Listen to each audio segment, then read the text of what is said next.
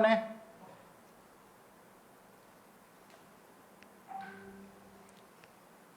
നമസ്കാരം. സംസ്ഥാനത്തെ കോവിഡ് സംബന്ധിച്ചുള്ള ഒരു ചർച്ചയിലേക്കാണ് നമ്മൾ ഇന്ന് പോകുന്നത്. സംസ്ഥാനത്തെ ഇന്നത്തെ കോവിഡ് കണക്കുകൾ പുറത്തു വരുമ്പോൾ ഏകദേശം 10,000-നോടടുത്ത് ആളുകൾക്ക് രോഗം സ്ഥിരീകരിക്കുന്ന ഒരു സാഹചര്യമാണ്. സംസ്ഥാനത്ത് ഇന്ന് രോഗം സ്ഥിരീകരിച്ചിരിക്കുന്നത് 9,347 പേർക്കാണ്. അതോടൊപ്പം തന്നെ ഇന്ന് ഔദ്യോഗികമായി സ്ഥിരീകരിച്ചിരിക്കുന്ന മരണം 25 എണ്ണമാണ്. ആകെ കേരളത്തിലെ മരണത്തിന്റെ കണക്ക് പരിശോധിക്കുകയാണെങ്കിൽ ഇതുവരെ 1003 പേർ കോവിഡ് ബാധിച്ച് മരണപ്പെട്ടിരിക്കുന്നു എന്ന വാർത്തയാണ് പുറത്തു വരുന്നത്.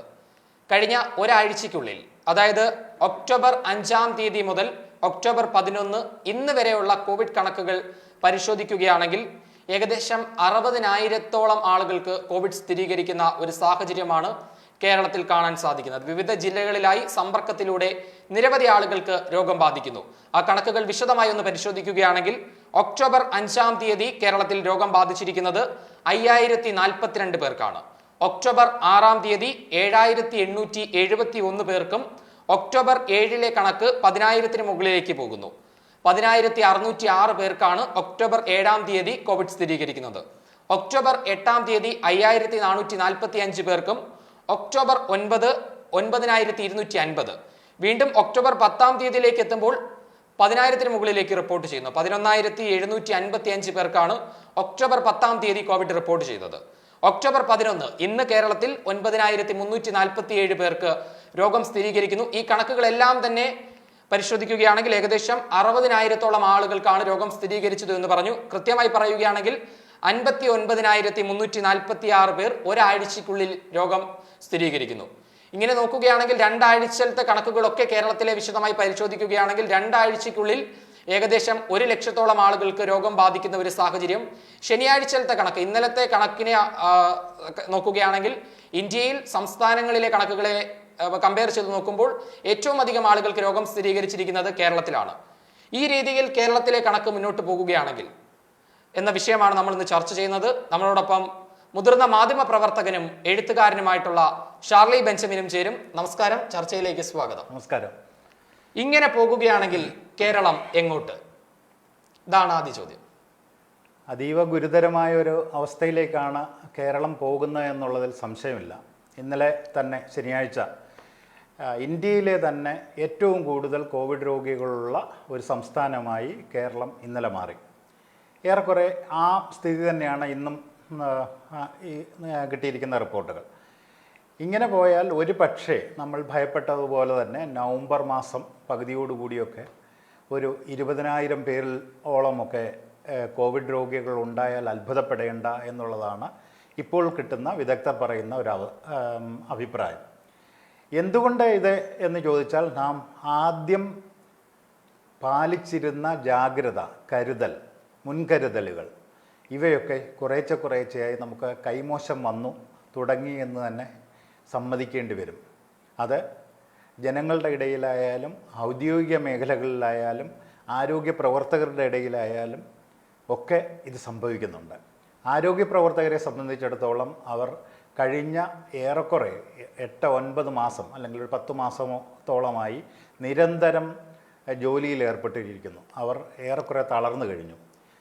ഓരോ ദിവസത്തെയും കണക്കുകൾ നോക്കുകയാണെങ്കിൽ 100 പേരോളം ആരോഗ്യ പ്രവർത്തകർ രോഗികളാകുകയാണ്.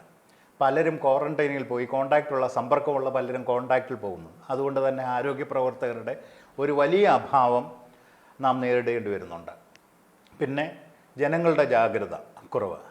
അതിനു പുറമെ പൊതു ഇടങ്ങളിൽ ജനങ്ങൾ തടിച്ചുകൂടുന്ന സമരം പോലെയുള്ള കാര്യങ്ങളാകാം, അതല്ലെന്നുണ്ടെങ്കിൽ മറ്റെന്തെങ്കിലും ചടങ്ങുകൾ, വിവാഹം, മരണം പോലെയുള്ള കാര്യങ്ങളാകാം, അല്ലെങ്കിൽ ഒരു മാർക്കറ്റിലേക്ക് കയറുന്നതാകാം, അല്ലെങ്കിൽ ആരാധനാലയങ്ങളിലേക്ക് പോകുന്നതാകാം. ഇങ്ങനെ തടിച്ചുകൂടുന്ന ഇടങ്ങളിൽ നിന്ന് ധാരാളം പേർ രോഗികളാവുന്നുണ്ട്. ഈ അവസ്ഥ ഇനിയും മുന്നോട്ട് പോയാൽ കേരളം അതിഭീകരമായ ഒരു അവസ്ഥയിലേക്ക് മാറും. അതുകൊണ്ട് നാം തന്നെ മുൻകരുതൽ എടുക്കണം. അവനവൻ്റെ ജാഗ്രത അല്ലെങ്കിൽ അവനവൻ്റെ ആരോഗ്യം അവനവൻ തന്നെ ശ്രദ്ധിക്കേണ്ട ഒരു അവസ്ഥയിലാണ്. അത് ഒരിക്കൽ കൂടി പറഞ്ഞ് ഉറപ്പിച്ചുകൊണ്ട് നമുക്ക് ഈ ചർച്ച തുടരാം. തീർച്ചയായിട്ടും കേരളത്തെക്കുറിച്ചുള്ള ഒരു വിശദമായിട്ടുള്ള ഒരു ചിത്രം തന്നെ പ്രേക്ഷകർക്ക് ലഭ്യമായി എന്ന് വിശ്വസിക്കുകയാണ്. ഇനി ഇന്ത്യയിലേക്ക് പോകുകയാണെങ്കിൽ ഇന്ത്യയിലെ നിലവിലത്തെ സ്ഥിതി പരിശോധിക്കുകയാണെങ്കിൽ ഇതുപോലെ തന്നെ എങ്ങനെയാണ് തുടരുന്നത്? ഇന്ത്യയിലെ സ്ഥിതി വളരെ മോശമാണ്. ഇന്ത്യയിൽ ഇപ്പോൾ ഏതാണ്ട് 70 ലക്ഷം പേര് കോവിഡ് രോഗികളായി ഇതിനകം. അതിനകത്ത് ഏതാണ്ട് 1,80,000 പേർ ഇതിനകം മരിച്ചു കഴിഞ്ഞു. ലോകമെമ്പാടും ഏതാണ്ട് 3 കോടി ആളുകൾ രോഗികളായിട്ടുണ്ട്. അതിൽ 10 ലക്ഷം പേരോളം മരിച്ചിട്ടുമുണ്ട്. ഇതാണ് ഇന്ത്യയിലെയും ലോകത്തെയും കണക്ക്. ഇന്ത്യ ഒരുപക്ഷെ ഈ വരും കാലങ്ങളിൽ ഏറ്റവും കൂടുതൽ രോഗികളുള്ള ഒരു ലോകത്ത് ഒരു രാജ്യമായി അധികം താമസിയാതെ മാറുമെന്നുള്ള കാര്യത്തിൽ സംശയമില്ല. അതിലേക്കാണ് ഇന്ത്യ കുതിച്ചുകൊണ്ടിരിക്കുന്നത്. മഹാരാഷ്ട്ര, കർണാടക എന്നീ സംസ്ഥാനങ്ങളിലൊക്കെ ഓരോ ദിവസവും തമിഴ്നാട് 10,000 എന്നുള്ള കണക്കിലാണ് രോഗികൾ ഉണ്ടായിരിക്കുന്നത്. അതിനോടൊപ്പം തന്നെ കേരളവും എത്തിക്കൊണ്ടിരിക്കുന്നു. മറ്റൊരു കാര്യമെന്ന് പറഞ്ഞാൽ 14ഓ 15ഓ സ്ഥാനത്തായിരുന്നു ഒരു സമയത്ത് ഒരു മാസം മുമ്പ് കേരളത്തിൻ്റെ സംസ്ഥാനങ്ങളുടെ പട്ടികയിൽ കേരളം. ഇന്നത് ക്രമേണ ഉയർന്ന് 1ാം സ്ഥാനത്തേക്ക് എത്തിയിരിക്കുന്നു. അതിന് മറ്റൊരു കാരണം എന്താണെന്ന് ചോദിച്ചാൽ കേരളത്തിലെ ജനങ്ങൾ തിങ്ങിപ്പാർക്കുന്ന മേഖലകളാണ് കൂടുതലുമുള്ളത്.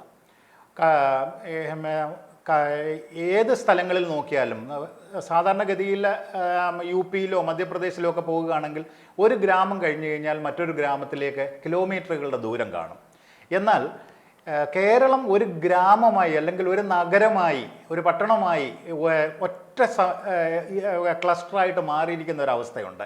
അത് കടൽ പ്രദേശമായാലും ചേരി പ്രദേശമായാലും നഗരമായാലും എല്ലാ മേഖലകളിലും അടുത്തടുത്ത ആളുകൾ താമസിക്കുന്ന ഒരു മേഖലയാണ്. അതുകൊണ്ട് തന്നെ വളരെ വേഗം കുട്ടികളിലേക്കും പ്രായമുള്ളവരിലേക്കും ഒക്കെ ഇത് പകരാനുള്ളൊരു സാധ്യതയുണ്ട്. അത് ഈ രോഗം വളരെ വേഗത്തിൽ പടരാനുള്ളൊരു മറ്റൊരു കാരണമായി കണക്കാക്കേണ്ടി വരും. അപ്പോൾ കേരളത്തിലെയും ഇന്ത്യയിലെയും മൊത്തത്തിലുള്ള കണക്കുകൾ പരിശോധിക്കുകയാണെങ്കിൽ ദിനംപ്രതി നിരവധി ആളുകൾക്ക് രോഗം സ്ഥിരീകരിക്കുന്നു, മരണസംഖ്യ ഉയരുന്ന ഒരു സാഹചര്യം. അപ്പോൾ എല്ലാവരും കഴിഞ്ഞ 1 വർഷത്തോളമായിട്ട് കാത്തിരിക്കുകയാണ് വാക്സിന് വേണ്ടി. ഇതിനെന്തെങ്കിലും ഒരു പ്രതീക്ഷയുണ്ടോ? ഒരു ഉത്തരം നൽകാൻ സാധിക്കുന്നതാണോ ഇപ്പോൾ വാക്സിനുമായി സംബന്ധിച്ചുള്ള ചോദ്യത്തിന്? പ്രതീക്ഷ നശിച്ചിട്ടില്ല, തീർച്ചയായിട്ടും പ്രതീക്ഷയുണ്ട്. പക്ഷേ നമ്മൾ ഉദ്ദേശിച്ച വേഗതയിൽ ഒരു വാക്സിൻ ലഭിക്കുമോ എന്നുള്ള കാര്യത്തിൽ സംശയമുണ്ട്. ഇന്ത്യയിൽ തന്നെ 2 വാക്സിനുകൾ ഇപ്പോൾ പരീക്ഷണ ഘട്ടത്തിലാണ്. റഷ്യ 2ാമത്തെ വാക്സിൻ കൂടി ഇപ്പോൾ സ്പുട്നിക് എന്ന വാക്സിന് അതുകൂടാതെ മറ്റൊരു വാക്സിനും കൂടി ഡെവലപ്പ് ചെയ്തുകൊണ്ടിരിക്കുന്നു. ലോകമെമ്പാടും 100 കണക്കിന് ലാബുകളിൽ ഇതിൻ്റെ വേണ്ടുന്ന പരീക്ഷണങ്ങൾ നടന്നുകൊണ്ടിരിക്കുകയാണ്. അതുകൊണ്ട് തന്നെ ഒരു വാക്സിൻ ഉണ്ടായേക്കാം എന്നുള്ള കാര്യത്തിൽ നമുക്ക് 2 പക്ഷമില്ല. എന്നാൽ ഇത് എന്നുള്ളതാണ് പ്രധാന പ്രശ്നം. അത് ഒരു പക്ഷേ 3-4 മാസം കഴിഞ്ഞിട്ടായിരിക്കും. ഇത് മാത്രമല്ല, ഈ വാക്സിൻ്റെ കാര്യത്തിൽ ഒരു പ്രധാന പ്രശ്നം ഇതൊരു വൈറസാണ്. നമുക്കൊക്കെ അറിയാം. നമുക്ക് പനി വരുന്നത് പോലെ അല്ലെങ്കിൽ ഇൻഫ്ലുവൻസ വരുന്നത് പോലെയുള്ള ഒരു വൈറസാണ്. ഈ വൈറസിന് ജനിതക മാറ്റം ഓരോ ഘട്ടത്തിലും സംഭവിച്ചുകൊണ്ടിരിക്കുകയാണ്. അപ്പോൾ ഈ ജനിതക മാറ്റം വന്ന വൈറസുകൾ ഇപ്പോൾ ഒരു പ്രത്യേക വൈറസിന് വേണ്ടിയാണ് ഒരു വാക്സിൻ ഉണ്ടാക്കുന്നത്. അത് ഇത്ര ഡോസ് കഴിച്ചാൽ 1-2 ഡോസ് കഴിച്ചാൽ അയാൾക്ക് ആ രോഗം മാറും എന്നുള്ളതാണ്. പക്ഷേ ഈ വൈറസ് പെട്ടെന്ന് തന്നെ ജനിതക മാറ്റം സംഭവിച്ച് മറ്റൊരു രോഗാണുവായി മാറും. അങ്ങനെ വരുമ്പോൾ ഈ വാക്സിന് ആദ്യം നിർമ്മിക്കുന്ന വാക്സിൻ ഈ മറ്റേ വൈറസിന് ഉപയോഗിക്കാൻ കഴിയാതെ വരും. അപ്പോൾ എല്ലാ വർഷവും, അതായത് ഓരോ കാലാകാലങ്ങളിൽ ഈ വാക്സിനെ മെച്ചപ്പെടുത്തിക്കൊണ്ടിരിക്കേണ്ട ഒരു അവസ്ഥ ശാസ്ത്രലോകത്തിനുണ്ട്. ഇത് തന്നെയാണ് ഇപ്പോൾ വിദേശത്തൊക്കെ ആണെങ്കിൽ, പാശ്ചാത്യ രാജ്യങ്ങളിലൊക്കെ ആണെങ്കിൽ പനിക്കുള്ള ആരോഗ്യ പ്രവർത്തകർക്ക് പ്രത്യേകിച്ചും പനിക്കുള്ള മരുന്ന് കൊടുക്കും. എല്ലാ വർഷവും അവർ ആ വാക്സിനേഷൻ എടുക്കാറുണ്ട്. ഇൻഫ്ലുവൻസയ്ക്ക് ഉള്ള വാക്സിനേഷൻസ് എടുക്കാറുണ്ട്. ഇങ്ങനെയുള്ള രോഗങ്ങൾക്കൊക്കെ ഉള്ള എല്ലാ വർഷവും ഒരു പക്ഷേ നാം വാക്സിൻ എടുക്കേണ്ടി വരുന്ന ഒരവസ്ഥ വന്നേക്കാം. അത് ഒരു ഗുരുതരമായ ഒരു സാമൂഹ്യ പ്രശ്നമാണ്. അത് നമ്മുടെ നാട് പോലെ ഏതാണ്ട് 130 കോടി ജനങ്ങളുള്ള ഈ നാട്ടിൽ എല്ലാവരിലും അത് എത്തിക്കുക എന്നുള്ളത് വലിയ ഒരു പ്രതിസന്ധിയായിരിക്കും. ഇനിയും കേന്ദ്ര ആരോഗ്യമന്ത്രി ഡോക്ടർ ഹർഷവർദ്ധൻ തന്നെ ഈ അടുത്തിടെ പറയുകയുണ്ടായി, ഇത് എത്തിയാൽ തന്നെ ആരിലൊക്കെയാണ് ഇത് എത്തിക്കാൻ കഴിയുക? എത്ര പേരിലാണ് എത്തിക്കാൻ കഴിയുന്നത്, അതിനൊരു പ്രയോറിറ്റി, അതിനൊരു മുൻഗണനാക്രമമൊക്കെ അവർ നിശ്ചയിച്ചിട്ടുണ്ട്. ആരോഗ്യ പ്രവർത്തകർ, ഏറ്റവും കൂടുതൽ റിസ്ക് ഉള്ള ആരോഗ്യ പ്രവർത്തകരിലേക്ക് ഈ ആദ്യം വാക്സിൻ എത്തിക്കുക, പ്രായമുള്ളവരിലേക്ക് വാക്സിൻ എത്തിക്കുക, കുട്ടികളിലേക്ക് വാക്സിൻ എത്തിക്കുക, അങ്ങനെ പെട്ടെന്ന് രോഗം വരാൻ സാധ്യതയുള്ളവരിലേക്ക് വാക്സിനുകൾ ആദ്യം എത്തിക്കാനാണ് ഗവൺമെൻറ് പ്ലാൻ ചെയ്യുന്നത്. പക്ഷേ ഇതിനൊക്കെ ഇനിയും പല ഘട്ടങ്ങൾ നാം തരണം ചെയ്യേണ്ടി വരും. ഒരുപക്ഷെ നമ്മുടെ ഇപ്പോഴത്തെ ഒരു പ്രതീക്ഷ അനുസരിച്ചിട്ട് അടുത്ത മാർച്ചോടുകൂടിയൊക്കെ ഈ വാക്സിൻ നമ്മുടെ ഇന്ത്യയിൽ ലഭ്യമായി തുടങ്ങും. റഷ്യയിലൊക്കെ അത് കുറേശ്ശെ വിതരണം ചെയ്ത് തുടങ്ങിയിട്ടുണ്ട്. പക്ഷേ അത് എത്രത്തോളം ഫലപ്രദമാണ് എന്നുള്ളത് ഇനിയും കണ്ടറിയേണ്ടിയിരിക്കുന്നു. കാരണം ഇത് ആവർത്തിച്ചുള്ള പരീക്ഷണങ്ങളിലൂടെ, നിരീക്ഷണങ്ങളിലൂടെ മാത്രമേ വാക്സിൻ വിജയകരമാണോ എന്ന് കണ്ടെത്താൻ കഴിയും. ശരി, അന്നേരം കേരളത്തിലെ സ്ഥിതി നിലവിൽ രൂക്ഷമായിക്കൊണ്ടിരിക്കുകയാണ്. ആശങ്കകൾ സൃഷ്ടിക്കുന്നു ദിനംപ്രതി പുറത്തു വരുന്ന കണക്ക്. ഇന്നും ഏകദേശം 9347 പേർക്ക് രോഗം സ്ഥിരീകരിക്കുന്ന ഒരു സാഹചര്യം. അതോടൊപ്പം തന്നെ കേരളത്തിലെ ICUകൾ നിറയുന്നു, അതോടൊപ്പം തന്നെ വെന്റിലേറ്ററുകൾ നിറയുന്നു. ഇങ്ങനെയൊക്കെ പരിശോധിക്കുകയാണെങ്കിൽ ഈ സംവിധാനങ്ങളൊക്കെ തകരുന്നു എന്നാണ് മനസ്സിലാക്കാൻ കഴിയുന്നത്. അപ്പോൾ അങ്ങനെയാണെങ്കിൽ കേരളത്തിൽ ഇനി വരുന്ന ആഴ്ചകളിലെ കണക്കൊക്കെ വർദ്ധിക്കുകയാണെങ്കിൽ എന്താകും സ്ഥിതി? കേരളത്തിലെ സർക്കാർ ആശുപത്രികളുടെ സ്ഥിതി നോക്കുകയാണെങ്കിൽ എൻ്റെ ഒരു കണക്കുണ്ട്. ആകെ 1525 ICUകൾ മാത്രമേ ഉള്ളൂ നമുക്ക്. ഓക്കെ. അതിന് പുറമെ 813 വെന്റിലേറ്ററുകളാണ് നമുക്ക് ആകെ ഉള്ളത്, കേരളത്തിലെമ്പാടും ആയിട്ടാണ്. അപ്പോൾ ഇതിൻ്റെ ഏതാണ്ട് പകുതിയോളം ഇപ്പോൾ നിറഞ്ഞു കഴിഞ്ഞു. ഇപ്പോഴത്തെ അവസ്ഥയാണ് ഞാൻ പറയുന്നത്. അതിനകത്ത് പത്തനംതിട്ട, ഇടുക്കി തുടങ്ങിയ സ്ഥലങ്ങളിൽ ICUകൾ ഏറെക്കുറെ പൂർണ്ണമായും നിറഞ്ഞു കഴിഞ്ഞു. അപ്പോൾ ഇനി നാം ശ്രദ്ധിക്കേണ്ടതെന്ന് പറയുന്നത്, ഇത് അടുത്ത ഒരു മാസം ആകുമ്പോഴേക്കും ഏറെക്കുറെ പൂർണ്ണമായും ഈ സർക്കാർ നിയന്ത്രണത്തിലുള്ള ആശുപത്രികളിലെ ICUകളും വെന്റിലേറ്ററുകളും നിറയും. ഇങ്ങനെ വന്നാൽ ഇത് രണ്ട് പ്രശ്നങ്ങളാണ് നമ്മുടെ മുന്നിലുള്ളത്. ഈ വെന്റിലേറ്ററുകൾ മുഴുവൻ നിറഞ്ഞു കഴിഞ്ഞാൽ മറ്റ് രോഗികളുണ്ട്, അവർക്ക് വെന്റിലേറ്ററുകളോ അല്ലെങ്കിൽ ICUകളോ ലഭ്യമല്ലാതെ വരും. അവിടെയും മരണനിരക്ക് കൂടാനുള്ള സാധ്യതയുണ്ട്. പിന്നെ ഇപ്പോൾ ചെയ്യാവുന്ന ഒരേ ഒരു മാർഗം എന്ന് പറയുന്നത്, സ്വകാര്യ ആശുപത്രികളെ കുറേ കൂടി സർക്കാർ മുൻപന്തിയിലേക്ക് കൊണ്ടുവരികയും അവരെ വിശ്വാസത്തിലെടുത്ത് അവരെ ഈ കോവിഡ് ചികിത്സയിൽ കുറച്ചുകൂടെ ഒപ്പം നിർത്തുകയും ചെയ്യണം എന്നുള്ളതാണ്. ഇപ്പോൾ സ്വകാര്യ ആശുപത്രികൾ വളരെ കുറച്ച് ആശുപത്രികൾ മാത്രമേ കോവിഡ് ചികിത്സാ രംഗത്തെ മേഖലയിലുള്ളൂ. കാരണം സാമ്പത്തികമായി അവർക്കുണ്ടാകുന്ന തിരിച്ചടികൾ ഇതിനകത്തുണ്ട്. രണ്ടാമത് അവർ കോവിഡ് ചികിത്സാ കേന്ദ്രം എന്നുള്ള രീതിയിൽ അതിനെ മാറ്റിക്കഴിഞ്ഞ് കഴിഞ്ഞാൽ മറ്റു രോഗികൾ അവിടെ വരുന്നില്ല എന്നുള്ള വിഷയമുണ്ട്. ഇതുകൊണ്ടൊക്കെ തന്നെ സ്വകാര്യ ആശുപത്രികൾ ഏറെക്കുറെ ഒന്ന് പിൻവലിഞ്ഞ് നിൽക്കുന്ന ഒരു ഘട്ടമാണ്. ഈ രണ്ടാം ഘട്ടത്തിൽ ഏതായാലും നമ്മൾ സ്വകാര്യ ആശുപത്രികളെ കൂടി ഉൾപ്പെടുത്തിയെങ്കിൽ മാത്രമേ ഈ ഒരു വലിയ വെല്ലുവിളി തരണം ചെയ്യാൻ കഴിയൂ. ഇനി വളരെ പ്രധാനപ്പെട്ട ഒരു ചോദ്യത്തിലേക്കാണ് പോകുന്നത്. അതായത് ഇന്ന് രാവിലെ നമ്മളോട് ഒരു കോവിഡ് രോഗി നമ്മളെ ബന്ധപ്പെട്ടിരുന്നു. അദ്ദേഹത്തിന്റെ വീട്ടിൽ, അദ്ദേഹം കരവാളൂർ പഞ്ചായത്തിലെ 8ാം വാർഡിലായ നീലാമോളിലുള്ള ആളാണ്. അദ്ദേഹത്തിന് ആദ്യമേ കോവിഡ് സ്ഥിരീകരിക്കുന്നു. അദ്ദേഹത്തിന് കോവിഡ് സ്ഥിരീകരിച്ച സമയത്ത് ഇവിടുത്തെ ആരോഗ്യ വകുപ്പും അതോടൊപ്പം തന്നെ സർക്കാർ സംവിധാനങ്ങളും ഒക്കെ പറയുന്നു വീട്ടിൽ തന്നെ ചികിത്സയിൽ തുടരാൻ പറയുന്നു. വീട്ടിൽ അടിസ്ഥാന സൗകര്യങ്ങളില്ല, ഒരു ബാത്റൂം മാത്രമാണ് ഉള്ളത്. അറ്റാച്ച്ഡ് ബാത്റൂമുകൾ ഉണ്ടെങ്കിൽ മാത്രമാണ് വീട്ടിൽ ചികിത്സയിൽ തുടരാൻ പറയേണ്ടതെന്നൊക്കെ അദ്ദേഹം പറയുന്നുണ്ട്. അങ്ങനെ അദ്ദേഹം വീട്ടിൽ ചികിത്സയിൽ തുടരുന്നു. അതിനുശേഷം അദ്ദേഹത്തിന്റെ വീട്ടിൽ അദ്ദേഹത്തിന്റെ ഭാര്യയ്ക്ക് രോഗം സ്ഥിരീകരിക്കുന്നു, അദ്ദേഹത്തിന്റെ വീട്ടിലെ കൊച്ചു കുട്ടിക്ക് രോഗം സ്ഥിരീകരിക്കുന്നു. എന്നിങ്ങനെ ആ വീട്ടിലെ ഏകദേശം 4 or 5 ആളുകൾക്ക് ആ ഒരു മേഖലയിൽ ആ വീട്ടിൽ രോഗം സ്ഥിരീകരിക്കുന്ന ഒരു സാഹചര്യം. ഇന്നിപ്പോൾ അദ്ദേഹത്തിനോട് കഴിഞ്ഞ ദിവസങ്ങളിൽ ആരോഗ്യവകുപ്പ് അറിയിച്ചു കോവിഡ് ടെസ്റ്റ് വീണ്ടും റീടെസ്റ്റിനായിട്ട് വരാൻ പറഞ്ഞു. ഏകദേശം 9 ദിവസം കഴിയുന്നു. അങ്ങനെ ടെസ്റ്റിന് പോയിട്ട് വീണ്ടും അദ്ദേഹം നെഗറ്റീവ് ആകുകയാണെങ്കിൽ, അദ്ദേഹത്തിന് വീണ്ടും തിരിച്ചു വരികയാണെങ്കിൽ ഈ വീട്ടിൽ ഈ രോഗികളോടൊപ്പം മറ്റ് വീട്ടിലെ അമ്മയും ആ കുട്ടികളോടൊപ്പമാണ് കഴിയേണ്ടത്. അങ്ങനെ വരികയാണെങ്കിൽ അദ്ദേഹത്തിന് ഒരു വഴിയുമില്ല. അദ്ദേഹത്തിന് ആ ഒരു സമയത്തൊക്കെയാണ് ഈ Covid first line treatment centre എന്നൊരു സംവിധാനം നമ്മുടെ സംസ്ഥാനത്ത് മുഖ്യമന്ത്രിയുടെ നിർദ്ദേശപ്രകാരം എല്ലാ പഞ്ചായത്തുകളിലും മുനിസിപ്പാലിറ്റികളിലും നഗരസഭകളിലും ഒക്കെ ആരംഭിക്കുകയുണ്ടായി. ആ Covid first line treatment centre എന്ന സംവിധാനം പാടെ ഇല്ലാതാവുകയാണോ? ആ ഒരു സംവിധാനം കേരളത്തിൽ അവസാനിച്ചോ? അതിന് സംശയമൊന്നുമില്ല. നമുക്കതിനകത്ത് അങ്ങനെയുള്ള ആശങ്കപ്പെടേണ്ടയോ അല്ലെങ്കിൽ സംശയം പോലും ഇടവില്ല. കാര്യം കണക്കുകൾ പറയുന്നത് 37,000 കിടക്കകൾ കേരളത്തിൽ ഈ ഫസ്റ്റ് ലൈൻ ട്രീറ്റ്മെൻറ്റ് സെൻറ്ററിന് വേണ്ടി തയ്യാറാക്കി സജ്ജമാക്കിയിരുന്നു. ഇന്നത്തെ കണക്കനുസരിച്ച് 256 രോഗികൾ മാത്രമാണ് ഫസ്റ്റ് ലൈൻ ട്രീറ്റ്മെൻറ്റ് സെൻറ്ററിൽ ആകെ ഉള്ളത്. ഇനിയും ജില്ലകളെ കണക്ക് നോക്കുകയാണെങ്കിൽ കൊല്ലം ജില്ലയിൽ 16 സെൻറ്ററുകൾ തുറന്നിരുന്നു. നിരവധി 10,000 പേരെയൊക്കെ അക്കോമഡേറ്റ് ചെയ്യാമെന്നായിരുന്നു അധികാരികൾ അവകാശപ്പെട്ടിരുന്നത്. പല കല്യാണ മണ്ഡലങ്ങളും ഒക്കെ എടുത്തിട്ടിരുന്നു. എന്നാൽ ഇപ്പോൾ നിലവിൽ 23 പേര് മാത്രമാണ് ഫസ്റ്റ് ലൈൻ ട്രീറ്റ്മെൻറ്റ് സെൻറ്ററിൽ ചികിത്സയിൽ ഇവിടെ കൊല്ലം ജില്ലയിലുള്ളത്. കേരളത്തിലാണെങ്കിൽ ഏതാണ്ട് 256, 260 പേര് ഉണ്ടെന്ന്. എത്രയാണ് ഇപ്പോഴത്തെ കേരളത്തിലെ നിലവിലെ രോഗികളെന്ന് ചോദിച്ചാൽ 95,000, ഇപ്പോൾ ഏതാണ്ട് 1 ലക്ഷമായി കാണും. ഇന്നത്തെ കണക്കൂടെ 1 ലക്ഷത്തിൽ പരം ആളുകൾ ഉള്ളപ്പോഴാണ് വെറും 200, 200, 300 പേര് ഫസ്റ്റ് ലൈൻ ട്രീറ്റ്മെൻറ്റ് സെൻറ്ററിലും മറ്റ് ചികിത്സാ കേന്ദ്രങ്ങളിലായി 10, 2000, 3000 പേരും കാണും. ഇതാണ് ഇപ്പോഴത്തെ അവസ്ഥ. അപ്പോൾ ഏറെക്കുറെ ഫസ്റ്റ് ലൈൻ ട്രീറ്റ്മെൻറ്റ് സെൻറ്റർ എന്ന് ഗവൺമെൻറ് കൊണ്ടുവന്ന കൊട്ടിഘോഷിച്ചിരുന്ന ആ പരിപാടി പൂർണ്ണമായും പാടെ തകർന്നിരിക്കുന്നുവെന്ന് നാം സമ്മതിക്കേണ്ടി വരും. എന്തുകൊണ്ട് ഈ കോവിഡ് ഫസ്റ്റ് ലൈൻ ട്രീറ്റ്മെൻറ്റ് എന്ന സംവിധാനം ഒരു അവസാനിപ്പിക്കും? ഇതിനകത്ത് പ്രധാനപ്പെട്ട വിഷയം ആരോഗ്യ പ്രവർത്തകരെ ലഭ്യമല്ല എന്നുള്ളത് തന്നെയാണ്. ഇത് ഞാൻ അടുത്തിടെ വളരെ ഉന്നതരായ ചില ഡോക്ടേഴ്സുമായും ഈ മേഖലയിൽ പ്രവർത്തിക്കുന്നവരുമായിട്ടും ചർച്ച ചെയ്യുകയുണ്ടായി. കേരളത്തിലെ ആരോഗ്യ പ്രവർത്തകർക്ക് ജോലി ചെയ്യാവുന്നതിൽ കവിഞ്ഞ ജോലി ഭാരം ഇപ്പോൾ തന്നെ ഉണ്ട്. പലരും ഞാൻ നേരത്തെ പറഞ്ഞ പോലെ തന്നെ ക്വാറന്റൈനിലാണ്.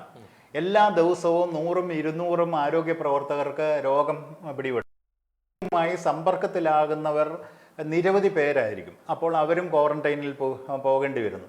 ചുരുക്കത്തിൽ ഒരു വലിയ വിടവ് ആരോഗ്യ പ്രവർത്തകരുടെ പ്രവർത്തന മേഖലയിൽ ഉണ്ട് എന്നുള്ളത് സമ്മതിക്കാതെ തരമില്ല. എന്നാൽ സ്വകാര്യ മേഖലയിൽ നിന്നും ആളുകളെ എടുക്കാനായി സന്നദ്ധത കാണിക്കുന്നുവെങ്കിലും സ്വകാര്യ മേഖലയിൽ നിന്നും ആളുകൾ ഈ മേഖലയിലേക്ക് കടന്നു വന്ന് ജോലി ചെയ്യാനുള്ള സന്നദ്ധത കാണിക്കുന്നില്ല എന്നുള്ളതാണ് സങ്കടകരമായ ഒരവസ്ഥ. ചുരുക്കത്തിൽ കേരളം ഇപ്പോൾ നേരിടുന്ന ഒരു വിഷയത്തിൽ നാം പ്രത്യേകം ഓർക്കുക, ഇനി ഫസ്റ്റ് ലൈൻ ട്രീറ്റ്മെൻറ്റ് സെൻറ്ററിലേക്ക് ഒരു കോവിഡ് പോസിറ്റീവായ രോഗിയെ കൊണ്ടുപോയി ചികിത്സിക്കാമെന്ന് ആരെങ്കിലും കരുതുകയാണെങ്കിൽ അത് ഏറെക്കുറെ നടക്കാത്തൊരു ഇതാണ്. ഇവിടെ ഇദ്ദേഹത്തിൻ്റെ കാര്യം പറഞ്ഞു, ഒരു കുടുംബത്തിലെ 4 പേർക്കല്ലേ പറഞ്ഞു, 4 പേർക്ക്. അത് കഴിഞ്ഞിട്ട് മറ്റൊരു കുടുംബത്തിലെ 7 or 8 പേർക്ക്. ഇവരെല്ലാം ഒരാൾക്ക് വന്ന അസുഖമാണ്. ഒരാളിൽ നിന്ന് മറ്റാ കുടുംബത്തിലെ തന്നെ മറ്റുള്ളവരിലേക്ക് അടിസ്ഥാന സൗകര്യങ്ങൾ പോലും ഇല്ലായിരുന്നു എന്ന് പറയുന്നത്. ബാത്റൂം തന്നെയാണ് പിന്നീട് എല്ലാവരും ഉപയോഗിച്ചത്. ഈ ചാനലിൽ തന്നെ എനിക്ക് എൻ്റെ ഒരു ഓർമ്മ, ഒരാഴ്ചയ്ക്ക് മുമ്പ് ഒരു വാർത്ത റിപ്പോർട്ട് ചെയ്തിരുന്നു. വട്ടമണ്ണിൽ ഒരു വാർത്ത, അദ്ദേഹം റബ്ബർ തോട്ടത്തിൽ ഒറ്റയ്ക്കായിരുന്നു, ഒരു ജീർണിച്ച വീട്ടിലായിരുന്നു ചികിത്സയിൽ കഴിഞ്ഞിരുന്നത്. അതിനൊരു നടപടിയും ഉണ്ടായിട്ടില്ല ഇതുവരെ. അപ്പോൾ ഇത് തന്നെ ഏതാണ്ട് കേരളത്തിൻ്റെ എല്ലാ ഭാഗങ്ങളിലും ഇതാണ്. അദ്ദേഹത്തിന് ഒരു ആകെ കിട്ടിയത് സർക്കാരിൻ്റെ കയ്യിൽ നിന്നും ആരോഗ്യ മേഖലയിൽ നിന്ന് കിട്ടിയത് ഒരു 10 പാരസെറ്റമോൾ ഗുളിക മാത്രമാണ്. മറ്റ് യാതൊരുവിധ സഹായങ്ങളും അവിടെ ലഭിച്ചിട്ടില്ല. ഇത് ഈ കോവിഡ് രോഗിയുടെ ടെമ്പറേച്ചർ നോക്കണം, അതുകൂടാതെ തന്നെ പൾസ് നോക്കണം, ഇങ്ങനെയുള്ള കാര്യങ്ങളൊന്നും നോക്കാനായിട്ട് ഒരു സംവിധാനവും കേരളത്തിൽ എങ്ങുമില്ല. അപ്പോൾ അതുകൊണ്ട് തന്നെ ഗുരുതരമായ ആരോഗ്യ പ്രശ്നങ്ങൾ ഇല്ലാത്ത കോവിഡ് രോഗികളെ ഇനി ചികിത്സിക്കേണ്ട എന്നുള്ളൊരു നിലപാടിലേക്ക് തന്നെയാണ് കേരളം എത്തിയിരിക്കുന്നത്. അതിനകത്ത് ഇനിയും സംശയങ്ങൾക്ക് അടിസ്ഥാനമില്ല. അതായത് അടിസ്ഥാന സൗകര്യങ്ങൾ ഇല്ലാത്ത ഒരാളുടെ വീട്ടിൽ ഒരാൾക്ക് കോവിഡ് സ്ഥിരീകരിക്കുകയാണെങ്കിൽ അദ്ദേഹം വീട്ടിൽ തന്നെ ചികിത്സയിൽ തുടരുക മാർഗം മാത്രമേ ഉള്ളൂ. ഇതിന്റെ കൺക്ലൂഷൻ പറയുകയാണെങ്കിൽ അതല്ലെന്നുണ്ടെങ്കിൽ ഏതെങ്കിലും സന്നദ്ധ സംഘടനകൾ, അതല്ലെങ്കിൽ പഞ്ചായത്തുകൾ, അങ്ങനെ അല്ലെങ്കിൽ സുമനസ്സുകളായ ആളുകൾ ഒക്കെ അവരെ സഹായിക്കാനായിട്ട് മുന്നോട്ട് വരികയും അവരെ ഐസൊലേറ്റ് ചെയ്യാനായി, അവരെ മാറ്റിപ്പാർപ്പിക്കാനായി എന്തെങ്കിലും നടപടികൾ, അങ്ങനെയൊക്കെയുള്ള ഇടപെടലുകൾ മാത്രമേ ഇനി നടക്കൂ എന്നാണ് എനിക്ക് തോന്നുന്നത്. ഇനി കേരളത്തിലെ മരണത്തിന്റെ കണക്ക് പരിശോധിക്കുകയാണെങ്കിൽ ഇന്ന് 25 മരണമാണ് ഔദ്യോഗികമായി സ്ഥിരീകരിച്ചിരിക്കുന്നത്. ഏകദേശം 1000-ന് മുകളിലേക്ക് കേരളത്തിൽ ഇതുവരെയുള്ള കോവിഡ് ബാധിച്ചുള്ള മരണത്തിന്റെ കണക്ക് പോകുന്നു. 1003 കൃത്യമായിട്ടുള്ള കണക്ക്. ഇങ്ങനെ മരണസംഖ്യ ഉയർന്നു പോകുന്ന ഒരു സാഹചര്യം, പ്രത്യേകിച്ച് വയോജനങ്ങളാണ് കൂടുതലായിട്ടും മരിക്കുന്നത്. കൂടുതൽ ശതമാനം ആളുകൾക്ക് മറ്റ് അസുഖങ്ങളുള്ള ആളുകൾ, രക്തസമ്മർദ്ദവും അതോടൊപ്പം തന്നെ ശ്വാസകോശ രോഗങ്ങളും ഒക്കെ ആളുകൾ മരിക്കുന്നു. ഈ ഒരു കാര്യത്തിനകത്തൊരു നിയന്ത്രണം കൊണ്ടുവരാൻ സാധിക്കുമോ സംവിധാനങ്ങൾക്ക്? ഇത് എനിക്ക് തോന്നുന്നു കേരളത്തിൽ നമ്മൾ വളരെ മുന്നിലുള്ള ഒരു കാര്യം ഈ മരണനിരക്ക് കുറയ്ക്കാൻ നമുക്ക് കഴിഞ്ഞിട്ടുണ്ട് എന്നുള്ളതാണ്. കാരണം നമ്മൾ അടിസ്ഥാന മേഖലയിൽ നിന്ന് തന്നെ അതായത് പ്രൈമറി ഹെൽത്ത് സെൻറ്റർ മുതൽ മുകളിലോട്ടുള്ള എല്ലാ മേഖലകളിലും ആ ഒരു കരുതലും ജാഗ്രതയും നമുക്കുണ്ട്. അതുകൊണ്ട് മരണനിരക്കിനെ മറ്റ് ഏത് സ്ഥലങ്ങളെക്കാൾ നമുക്ക് മരണനിരക്കിനെ പിടിച്ചു നിർത്താൻ കഴിഞ്ഞിട്ടുണ്ട് എന്നുള്ളത് സമ്മതിക്കേണ്ടിയിരിക്കുന്നു. അപ്പോൾ അത് ഇപ്പോഴും കേരളത്തിൻ്റെ ആരോഗ്യ മേഖലയുടെ ഒരു അഭിമാനമായി തന്നെ നമുക്കത് ഉയർത്തി കാണിക്കേണ്ടിയിരിക്കുന്നു. എന്നാൽ ഇനിയുള്ള ഇനിയുള്ള കാലത്ത് ഇനി വരുന്ന ഒരു 1-2 മാസം ഇത് എങ്ങനെ പിടിച്ചു നിർത്താൻ കഴിയുമെന്നുള്ളത് ഒരു വലിയ പ്രശ്നമാണ്. കാരണം ഞാൻ നേരത്തെ സൂചിപ്പിച്ചതുപോലെ തന്നെ ICU, അതേപോലെ തന്നെ മറ്റ് സംവിധാനങ്ങൾ, ഇതൊക്കെ നമുക്ക് വളരെ വളരെ പരിമിതമാണ്. അപ്പോൾ ഈ പരിമിതമായ സൗകര്യങ്ങളിൽ വേണം ഈ ചികിത്സകൾ കൊടുക്കേണ്ടത്. ഇപ്പോഴൊക്കെ ആണെങ്കിൽ അത്യാവശ്യം ഏതെങ്കിലും ഒരു ആശുപത്രിയിൽ പോയി കഴിഞ്ഞാൽ അവർക്കൊരു ICU കിട്ടും. മറ്റ് ഏതെങ്കിലും സംവിധാനങ്ങൾ വേണമെന്നുണ്ടെങ്കിൽ അത് കിട്ടും. പക്ഷേ എന്നാൽ ഇനിയും ഒരു കുറച്ചുകൂടെ ആയിക്കഴിഞ്ഞ് കഴിഞ്ഞാൽ ഇതൊക്കെ നിറഞ്ഞു കഴിഞ്ഞാൽ പിന്നെ എന്ത് ചെയ്യും? അത് കഴിഞ്ഞ് സാധാരണക്കാരെ സംബന്ധിച്ചിടത്തോളം ഒരു സ്വകാര്യ ആശുപത്രിയിൽ പോയി ചികിത്സിക്കുക എന്ന് പറയുന്നത് വലിയ ചെലവേറിയ കാര്യമായിരിക്കും. അങ്ങനെ വരികയാണെന്നുണ്ടെങ്കിൽ സാധാരണ ഒരു പക്ഷേ ഈ ചികിത്സകളൊന്നുമില്ലാതെ മരിക്കേണ്ട ഒരു അവസ്ഥ വന്നാൽ അത് അങ്ങനെ ഒരു അവസ്ഥ ഉണ്ടായിക്കൂടാ എന്നില്ല. തീർച്ചയായിട്ടും നമ്മുടെ ഒരു പ്രേക്ഷകൻ പ്രതികരിക്കുന്നുണ്ട്, കോവിഡ് രോഗികളുടെ എണ്ണം മാത്രമേ വർദ്ധിക്കുന്നതുള്ളൂ, ആരോഗ്യ പ്രവർത്തകരുടെ എണ്ണം വർദ്ധിക്കുന്നില്ല എന്നുള്ളത്. ഇത് ഒരു ആരോഗ്യ വകുപ്പിന്റെ അല്ലെങ്കിൽ സർക്കാർ സംവിധാനത്തിന്റെ ഒരു പാളിച്ചയായിട്ട് തന്നെ കൂട്ടാൻ കഴിയുമോ? സർക്കാർ സംവിധാനത്തിന് നമ്മൾ ഒരിക്കലും പ്രതീക്ഷിക്കുന്നില്ലല്ലോ ഒരു പെട്ടെന്ന് ഇതേപോലെ ഒരു മഹാമാരി ഉണ്ടാകുമെന്നോ, അല്ലെങ്കിൽ ഇത്രയും ആരോഗ്യ പ്രവർത്തകരെ നമ്മൾ റെഡിയായിട്ട്, അത് ഏത് ലോകത്തെവിടെയാണെങ്കിലും ഇതാണ് സ്ഥിതി. ഏറ്റവും വലിയ വികസിത രാജ്യങ്ങളിൽ പോലും ഇതാണ് സ്ഥിതി. ഇപ്പോൾ അമേരിക്ക ആണെങ്കിലും ജർമ്മനി ആണെങ്കിലും ഇറ്റലി ആണെങ്കിലും ഒക്കെ ഏറെക്കുറെ ഇത് തന്നെയായിരുന്നു സ്ഥിതി. പിന്നെ ആദ്യമൊക്കെ നമ്മൾ തന്നെ കരുതി എന്തുകൊണ്ടാണ് അമേരിക്കയിലൊക്കെ ആളുകൾ ഇങ്ങനെ ഇറങ്ങി നടക്കുന്നത്, കോവിഡ് കാലത്ത് ഇങ്ങനെ പുറത്തിറങ്ങുന്നത്, ട്രംപൊക്കെ പറഞ്ഞിരിക്കുന്നു പുറത്ത് നിങ്ങൾ പിന്നെ ഇറങ്ങി നടന്നോളൂ, ജോലി ചെയ്തോളൂ. നമ്മുടെ ചർച്ചയിൽ അത് വിഷയമാക്കിയിട്ടുണ്ടായിരുന്നു. അതെ അതെ അതെ. അപ്പോൾ അങ്ങനെ വരുമ്പോൾ അതിനുള്ള ഒരു പ്രധാന കാരണം എന്ന് പറയുന്നത് സാമ്പത്തികമായി, പ്രത്യേകിച്ച് ഇന്ത്യ പോലുള്ള ഒരു രാജ്യത്ത് സാമ്പത്തികമായി, കേരളം പോലുള്ളൊരു സംസ്ഥാനത്ത് സാമ്പത്തികമായി ഈ കഴിഞ്ഞ ഒരു വർഷമായി നമ്മൾ വളരെ വളരെ പിന്നോട്ടടിച്ചിരിക്കുകയാണ്. ഇനിയും ഇത് തുടരുകയാണെന്നുണ്ടെങ്കിൽ നമ്മുടെ സമ്പദ്ഘടന തന്നെ തകരുന്ന ഒരവസ്ഥ വരും. അതുകൊണ്ട് തന്നെ വീട്ടിൽ അടച്ചുപൂട്ടിയിരിക്കുക എന്നുള്ളൊരവസ്ഥ ഇനിയും ഇന്ത്യക്ക് അല്ലെങ്കിൽ ലോക ജനതയ്ക്ക് ആലോചിക്കാൻ കഴിയില്ല. അതുകൊണ്ട് കോവിഡിനോടൊപ്പം അതീവ ജാഗ്രതയോടുകൂടി നാം കഴിയേണ്ട ഒരവസ്ഥയാണ്. നാം തന്നെ ശ്രദ്ധിക്കണം. കഴിയുന്നിടത്തോളം നേരത്തെ പലതവണ പറഞ്ഞിട്ടുള്ളതാണെങ്കിൽ സാമൂഹ്യ അകലം പാലിക്കുക, അതിന് കൂടാതെ സാനിറ്റൈസർ ഉപയോഗിക്കുക, മാസ്ക് ഉപയോഗിക്കുക, ഇങ്ങനെയുള്ള കാര്യങ്ങളിലൂടെ മാത്രമേ നമുക്ക് ഈ കാര്യങ്ങളെ നിയന്ത്രിക്കാൻ കഴിയുള്ളൂ. അവനവൻ്റെ ജാഗ്രതയാണ് ഇതിനെ അകറ്റി നിർത്താൻ കഴിയുന്ന ഏക മാർഗം. തീർച്ചയായിട്ടും ശ്രീരാജ് രാജശേഖരനായിരുന്നു ആ ഒരു കമന്റ് ഇട്ടത്. അതോടൊപ്പം തന്നെ നിരവധി ആളുകൾ നമ്മുടെ തത്സമയ സംരക്ഷണം ഇപ്പോൾ കണ്ടുകൊണ്ടിരിക്കുകയാണ്. ആനന്ദ് കാണുന്നുണ്ട്, അതോടൊപ്പം തന്നെ സുനിൽ കെ, പോൾ മാത്യു, വെൽഡൺ, ഷാർലി ബെഞ്ചമിൻ എന്ന് പറയുന്നുണ്ട്, ഒരു കമന്റ് ഇടുന്നുണ്ട് ഈ ചോദ്യങ്ങൾക്കൊക്കെ മറുപടി നൽകിയപ്പോൾ. അതോടൊപ്പം തന്നെ ശശികുമാർ നായർ കാണുന്നുണ്ട്, വിഷ്ണു TR കരവാളൂർ, കവീഷ് കുമാർ, വിഷ്ണു UR തുടങ്ങി നിരവധി പ്രേക്ഷകരാണ് ഈ തത്സമയം ഈ സംപ്രേക്ഷണം കണ്ടുകൊണ്ടിരിക്കുന്നത്. കോവിഡ് സംബന്ധിച്ചുള്ള ചർച്ചയാണ് ഇപ്പോൾ തുടർന്നുകൊണ്ടിരിക്കുന്നത്. അതോടൊപ്പം തന്നെ ഈ കോവിഡ് സംബന്ധിച്ച് ഇന്ത്യയിലെയും കേരളത്തിലെയും കണക്കുകളും മറ്റ് സംഭവങ്ങളും ഒക്കെ ചർച്ച ചെയ്തു. വളരെ പ്രധാനപ്പെട്ട ഒരു കാര്യമാണ് സാമ്പത്തിക രംഗം. ഈ സാമ്പത്തിക മേഖല വലിയ രീതിയിൽ ഈ കോവിഡ് തകർത്തിരിക്കുന്നു എന്നാണ് മനസ്സിലാക്കാൻ സാധിക്കുന്നത്. പ്രത്യേകിച്ച് വ്യാപാരികളെയും കർഷകരെയും ഒക്കെയാണ് കൂടുതലായിട്ട് ബാധിച്ചിട്ടുള്ളത്. പെട്ടെന്ന് ഒരു ദിവസം വന്ന് കണ്ടെയ്ൻമെന്റ് സോൺ ആക്കുന്നു, 3-4 ദിവസങ്ങൾ അടച്ചിടുന്നു, വീണ്ടും കണ്ടെയ്ൻമെന്റ് സോൺ പിൻവലിക്കുന്നു, വീണ്ടും കണ്ടെയ്ൻമെന്റ് സോൺ ആക്കുന്നു. ആ രീതിയിലേക്ക് വരുമ്പോൾ ഈ സാമ്പത്തിക മേഖലയും തൊഴിൽ മേഖലയും ഒക്കെ പൂർണ്ണമായും തകർന്നിരിക്കുന്നു. ഇതൊരു സാധാരണ നിലയിൽ എത്താൻ ഇനി എത്രത്തോളം സമയമെടുക്കും? അത് അതാത് സർക്കാരുകൾ തീരുമാനിക്കേണ്ട ഒരു കാര്യമാണ്. ഇതിപ്പം സംസ്ഥാന സർക്കാരും കേന്ദ്ര സർക്കാരും ഈ കാര്യത്തിൽ കുറേയും കൂടെ ജാഗ്രത പുലർത്തേണ്ട ഒരു ഘട്ടമാണെന്നാണ് എനിക്ക് തോന്നുന്നത്. ഒന്നാമത് അരുൺ സൂചിപ്പിച്ചതുപോലെ തന്നെ കർഷകരുടെ കാര്യം, അവിടെ നിന്ന് നമുക്ക് തുടങ്ങാം. കർഷകരെ സംബന്ധിച്ചിടത്തോളം ഈ കാര്യങ്ങളൊന്നും കൃഷിക്കാരിലേക്ക് എത്തുന്നില്ല, ഇടത്തട്ടുകാരിൽ വരെയൊക്കെ എത്തിയിട്ടങ്ങ് നിൽക്കുകയാണ്. ഇപ്പം വളം അല്ലെങ്കിൽ അടിസ്ഥാന സൗകര്യങ്ങൾ, അവരുടെ കാർഷിക ഉൽപ്പന്നങ്ങൾക്കുള്ള വില, ഇതൊക്കെ കൃഷിക്കാരിലേക്ക് എത്താത്തിടത്തോളം കാലം. ഇപ്പോൾ ഒരു ഉദാഹരണം, വളരെ ചെറിയൊരു ഉദാഹരണം, ഒരു ഒരു ഒരു മരച്ചീനി കർഷകനോ അല്ലെങ്കിൽ ഒരു വാഴ കർഷകനോ എടുക്കുക. അവരെ സംബന്ധിച്ചിടത്തോളം വിപണികളെല്ലാം അടഞ്ഞ ഒരു അവസ്ഥ, ഒരാഴ്ചയോ 2 ആഴ്ചയോ അടഞ്ഞു കിടന്നു കഴിഞ്ഞാൽ അവൻ്റെ കൃഷി മുഴുവൻ തകർന്നു പോകുന്ന അല്ലെങ്കിൽ നശിച്ചു പോകുന്ന ഒരവസ്ഥയുണ്ട്. ഇവനിത് അവൻ്റെ ഉൽപ്പന്നങ്ങൾ വിറ്റഴിക്കാൻ കഴിയുന്നില്ല, മാർക്കറ്റിൽ ആർക്കും വേണ്ട, മാർക്കറ്റിലേക്ക് ആളുകൾ ഇറങ്ങി സാധനം വാങ്ങിക്കുന്നില്ല, ചെറുകിട കച്ചവടക്കാർക്ക് ഈ സാധനങ്ങൾ വേണ്ടി വരുന്നില്ല. കഴിഞ്ഞ ദിവസം ഒരു കർഷകൻ വളരെ ദുഃഖത്തോടെ പറയുന്നു, ഏതാണ്ട് 40 ഏത്തവാഴ കുലകൾ കൊണ്ടുവന്ന് വിപണിയിൽ കൊണ്ടുവന്നിട്ട് അതിൻ്റെ വില കേട്ട് അത്ഭുതപ്പെട്ടു പോയി. 25 രൂപ, കിലോയ്ക്ക് 25 രൂപയ്ക്ക് അദ്ദേഹം അത് വിൽക്കേണ്ടി വന്നു. അതേപോലെ തന്നെ മരച്ചീനി, അതേപോലെ മറ്റു മേഖലകളിലുള്ള ആളുകൾ. അപ്പോൾ കർഷകനെ സംബന്ധിച്ചിടത്തോളം അവൻ്റെ ഉൽപ്പന്നത്തിന് ശരിയായ വില കിട്ടുന്നില്ല, ഏത് ഉൽപ്പന്നമാണെന്നുണ്ടെങ്കിലും.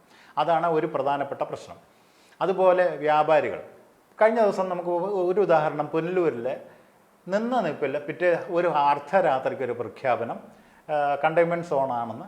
അത് കഴിഞ്ഞ് പിറ്റേ ദിവസവും വ്യാപാരികൾ 2 ദിവസം പ്രവർത്തിച്ചു. 3-ാമത്തെ ദിവസം പോലീസ് ഇടപെട്ടിട്ട് ഈ കടകളെല്ലാം അങ്ങ് അടപ്പിക്കുകയാണ്.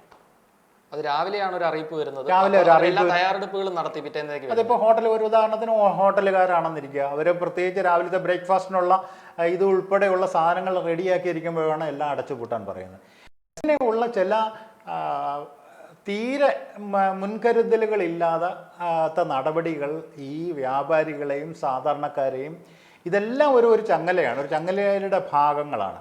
സാമ്പത്തിക മേഖല പ്രവർത്തിക്കണമെന്നുണ്ടെങ്കിൽ ഒരറ്റത്ത് നിന്ന് ഈ ഓരോ ചങ്ങലക്കണ്ണികളിലൂടെയും ആണ് ഇത് പ്രവർത്തിക്കേണ്ടത്. അത് എവിടെയെങ്കിലും ഒരു ബ്രേക്ക് ആയി കഴിഞ്ഞ് കഴിഞ്ഞാൽ അത് അവർക്ക് ആർക്കും അത് ഫങ്ഷൻ ചെയ്യാൻ പറ്റാത്ത ഒരവസ്ഥ വരും.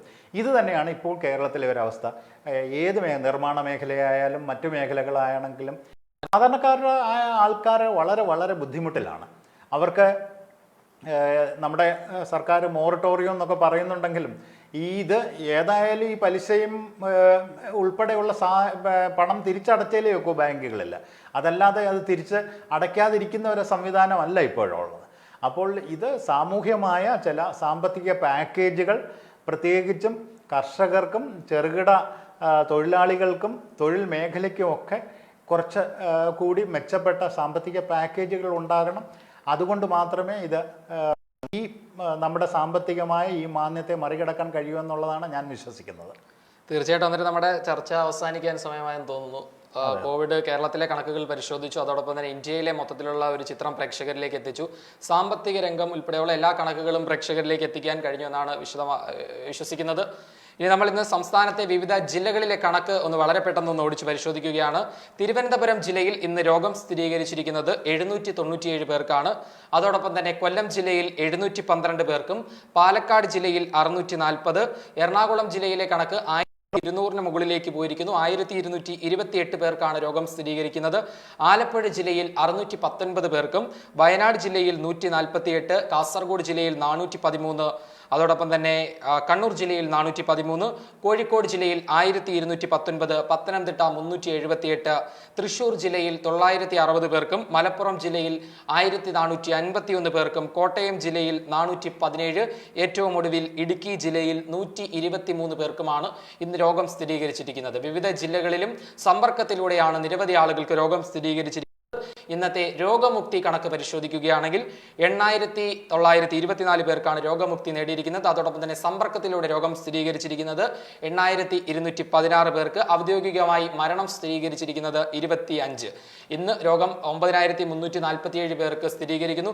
ഇത്തരത്തിൽ ദിനംപ്രതി നിരവധി ആളുകൾക്ക് കോവിഡ് സ്ഥിരീകരിക്കുന്ന ഒരു സാഹചര്യത്തിൽ, മരണസംഖ്യ ഉയർന്നു വരുന്ന ഒരു സാഹചര്യത്തിൽ പ്രിയപ്പെട്ട പ്രേക്ഷകർ കോവിഡ് മാനദണ്ഡങ്ങൾ കൃത്യമായി പാലിക്കണമെന്ന് പറഞ്ഞുകൊണ്ട് കരുതലാണ് കരുത്ത് എന്ന് ഒരിക്കൽ കൂടി ഞങ്ങളുടെ പ്രിയപ്പെട്ട പ്രേക്ഷകരെ ഓർമ്മിപ്പിച്ചുകൊണ്ട് ഈ തത്സമയ സംരക്ഷണം ഇവിടെ അവസാനിപ്പിക്കുന്നു. ഒപ്പം മുതിർന്ന മാധ്യമപ്രവർത്തകനും എഴുത്തുകാരനുമായിട്ടുള്ള ഷാർലി ബെഞ്ചമിന് നന്ദി.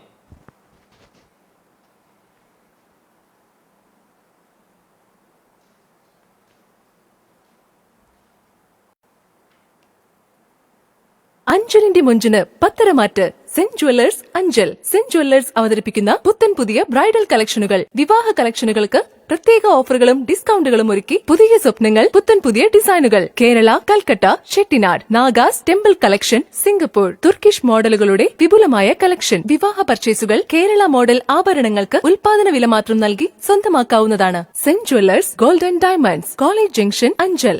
അഞ്ചലിന്റെ മുഞ്ചിന് ഏഷ്യാനെറ്റ് ഹൈസ്പീഡ് ഇന്റർനെറ്റ് ഇനി കരവാളൂർ കേബിൾ നെറ്റ്വർക്കിലും. നമ്മൾ ഇന്ന് പഠിക്കാൻ പോകുന്നത് ലളിതവും പ്രധാനപ്പെട്ടതുമായ ഒരു ഇക്വേഷൻ ആണ്. എന്തിനു വിഷമിക്കണം? To get uninterrupted learning experience, subscribe today with Asianet Giga FiberNet. അപ്പോ A² plus 2AB plus B². Perfect. Range of students plan and work from home plans are available. ഇനി കരവാളൂർ കേബിൾ നെറ്റ്വർക്കിലും.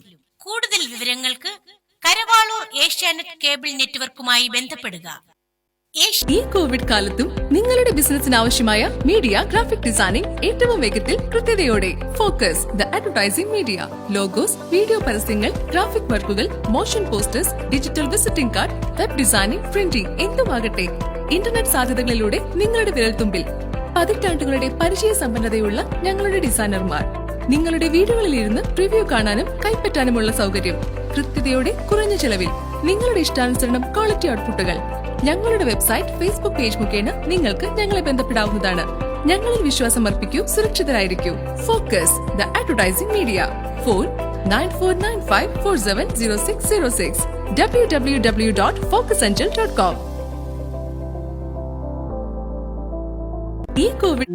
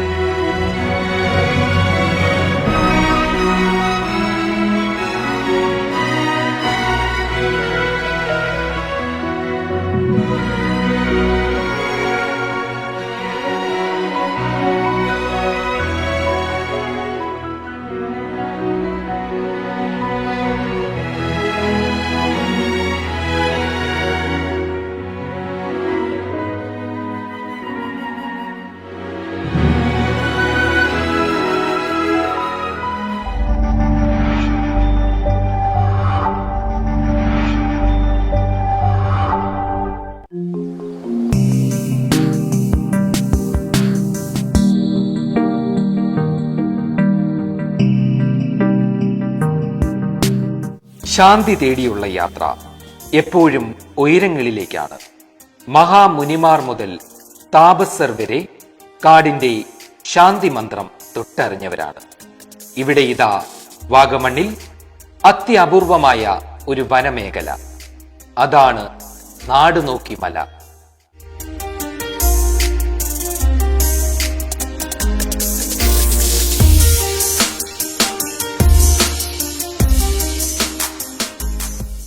പുറം ലോകത്തിന്റെ ആരവങ്ങളിൽ നിന്ന് വിട്ടുമാറി പ്രകൃതിയിൽ അലിയാൻ മോഹമുള്ളവർക്ക് ഇത് ശാന്തിയുടെ പച്ചത്തുരത്ത്. കുന്നിൻ നെറുകയിൽ എത്തിയാൽ മേഘപ്പാളികളെ വിരൽത്തുമ്പിൽ തൊട്ടറിയാം. സുഖകരമായ ഇളം തെന്നലേറ്റ് കാടിന്റെ വന്യതയിൽ സ്വയം അലിഞ്ഞുചേരാം. ഇതാകട്ടെ പ്രശസ്തമായ കുരിശുമല ആശ്രമത്തിന് സമീപം. മലമടക്കുകളിൽ ഒളിച്ചിരിക്കുന്ന ഈ വിനോദസഞ്ചാര കേന്ദ്രം അപൂർവമായ ഒരു അനുഭവമാണ് സഞ്ചാരികൾക്ക് സമ്മാനിക്കുന്നത്.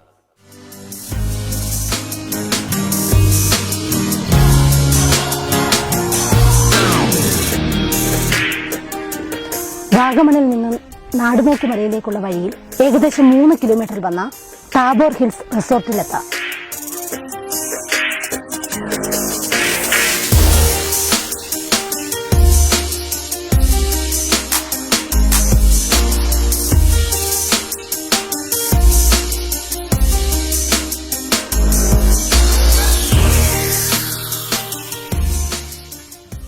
വിശാലമായ കാർ പാർക്കിംഗ് സൗകര്യങ്ങൾ കുരിശുമലയിലെ ടാബോർ ഹിൽസിന്റെ പ്രത്യേകതയാണ്. വൈഫൈ സൗകര്യങ്ങൾ, സഞ്ചാരികളെ ഹൃദ്യമായി വരവേൽക്കുന്ന ജീവനക്കാർ, ലോകോത്തര നിലവാരം പുലർത്തുന്ന റൂമുകൾ, ശിശിരം ലക്ഷറി കോട്ടേജ്, ഹണിമൂൺ സ്യൂട്ട് തുടങ്ങിയ സൗകര്യങ്ങൾ ടാബോർ ഹിൽസിൽ എത്തുന്ന സഞ്ചാരികൾക്ക് വേറിട്ട ഒരു അനുഭവമാകുന്നു.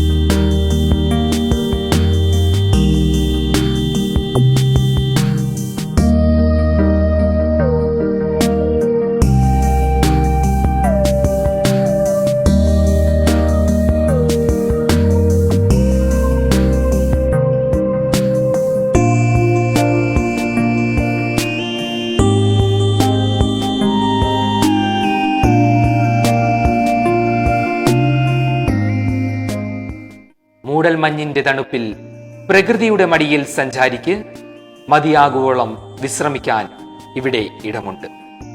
സാഹസിക വിനോദങ്ങൾ, ജീപ്പ് സവാരി, trekking, tent camping, fishing, swimming pool, കുട്ടികൾക്ക് കളിക്കാനുള്ള പ്രത്യേക സൗകര്യങ്ങൾ എന്നിവ ടാബോർ ഹിൽസിന്റെ പ്രത്യേകത.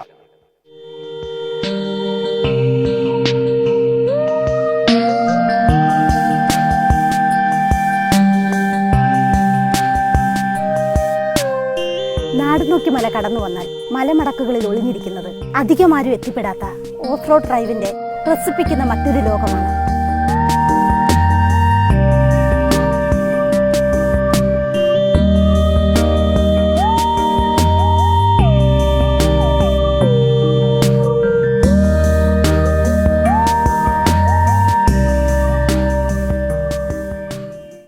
ഇത് പാറയ്ക്കുള്ളിൽ തയ്യാറാക്കിയ അത്യപൂർവമായ താമസ കേന്ദ്രമാണ്.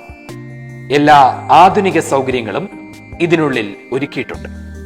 ഇതിനുള്ളിൽ പാർക്കുന്നത് അത്യപൂർവമായ ഒരു അനുഭവം തന്നെയാണ്.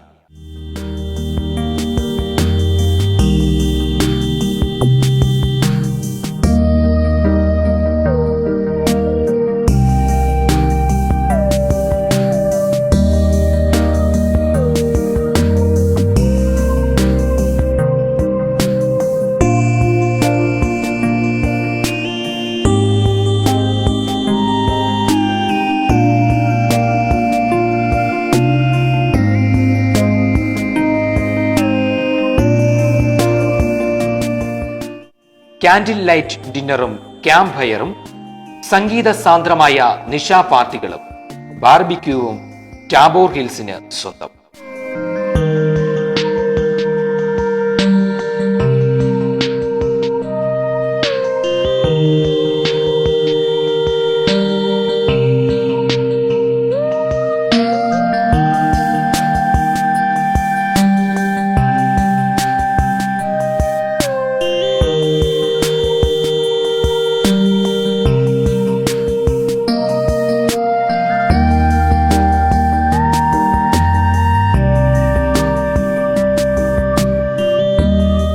വേറിട്ട ഒരു അനുഭവമായി ടാബോർ ഹിൽസിന്റെ പടിയിറങ്ങുമ്പോൾ വീണ്ടും വീണ്ടും സഞ്ചാരിയെ പിൻവിളി വിളിക്കുന്നു ഈ വ്യത്യസ്തമായ റിസോർട്ട്.